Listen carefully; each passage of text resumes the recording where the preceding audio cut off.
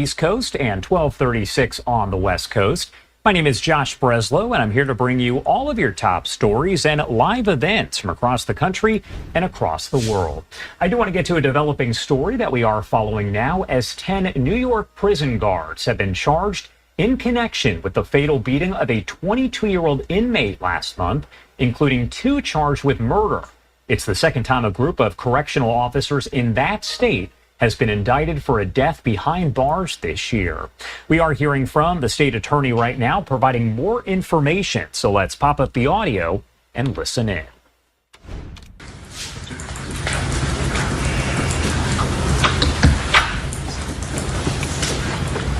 All right, good afternoon. Everybody all set?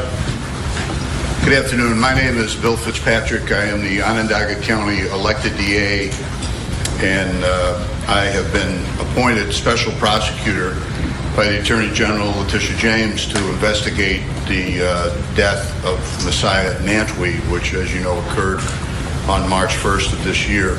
Today, an Oneida County grand jury reported out a single indictment charging 10 current and former corrections officers with various crimes relating to the death of Mr. Nantwi.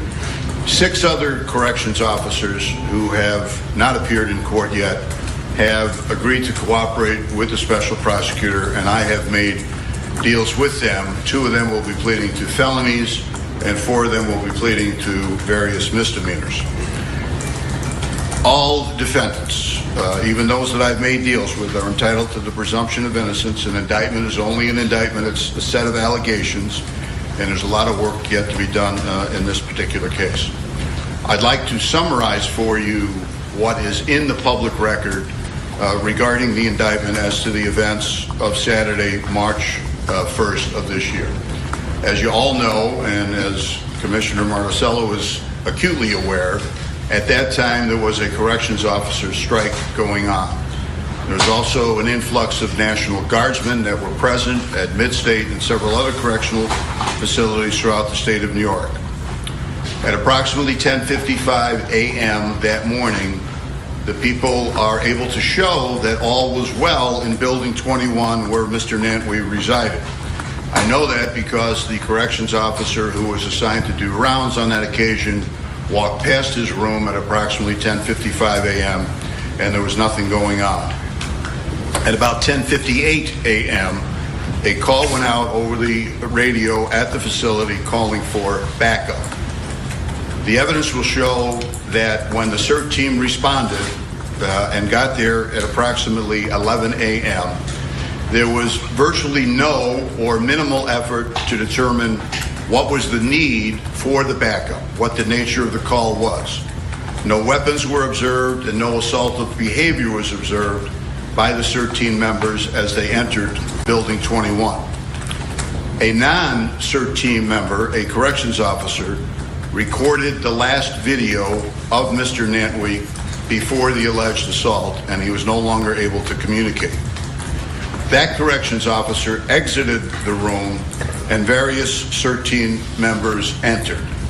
None of them, to our knowledge at this point, were wearing mandated body-worn cameras. Approximately 4.5 minutes later, Mr. Nantwi is removed from his room and taken down 3 sets of stairs, where it is alleged by the grand jury that an additional assault occurred in the stairwell. Handcuffed and taken to the infirmary and laid on the floor in a holding cell, an additional assault is alleged to have occurred by the grand jury. Fragments of Mr. Nantwi's entrance into the infirmary are captured on one corrections officer's body-worn camera. It is not a continuing flow, but there are enough indications to name and identify the individuals involved and some of the things that occurred. Many other corrections officers, apparently intentionally, either turned off their cameras, placed them in an area of concealment, or simply looked the other way. Kunkel ambulance personnel responded to the infirmary following a call at 11:36 a.m. At approximately 11:47 a.m., and at that point detected no signs of life in Mr. Nantwi.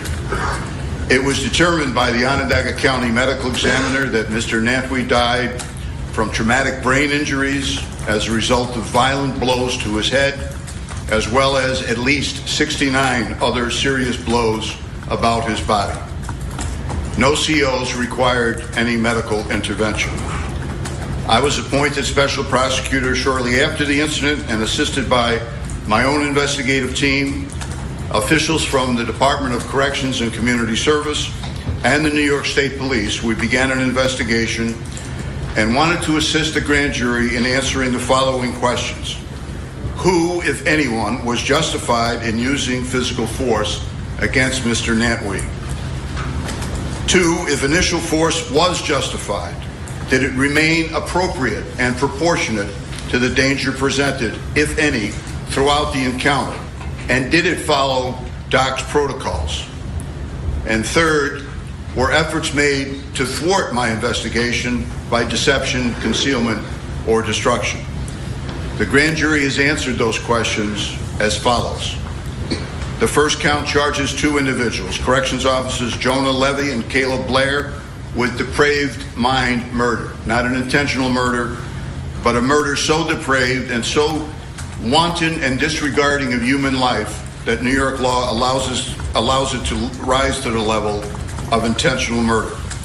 They are charged based on their actions, not only in Mr. Nantwey's room, but also in the stairwell and in the infirmary. Secondly, the grand jury has returned charges of manslaughter in the first degree, intent to cause serious physical injury resulting in death. Those corrections officers are again Levi and Blair, and additionally Thomas Eck, Craig Klemek, and Daniel Berger. They are also charged with gang assault in the first degree, intent to cause serious physical injury, and doing so, a Class B violent felony. Same individuals, Levy, Blair, Eck, Klemek, and Berger. Gang assault in the second degree, intent to cause simply physical injury and resulting in serious physical injury. And this time, the same individuals, in addition to Sergeant Francis Chandler. Manslaughter in the second degree has been charged against Sergeants David Ferrone and Francis Chandler. The theory of prosecution on that count is that these 2 sergeants in a supervisory role in Mr. Nantwey's room did absolutely nothing to stop the beating that he was enduring and offered absolutely no assistance to him, completely contrary to DOC's protocols and guidelines. Then the grand jury began to focus on the cover-up, as amateurish and ineffective as it was. In the 6th count, David Ferrone, Francis Chandler, Jonah Levy, Caleb Blair, Thomas Eck, Nicholas Vitale,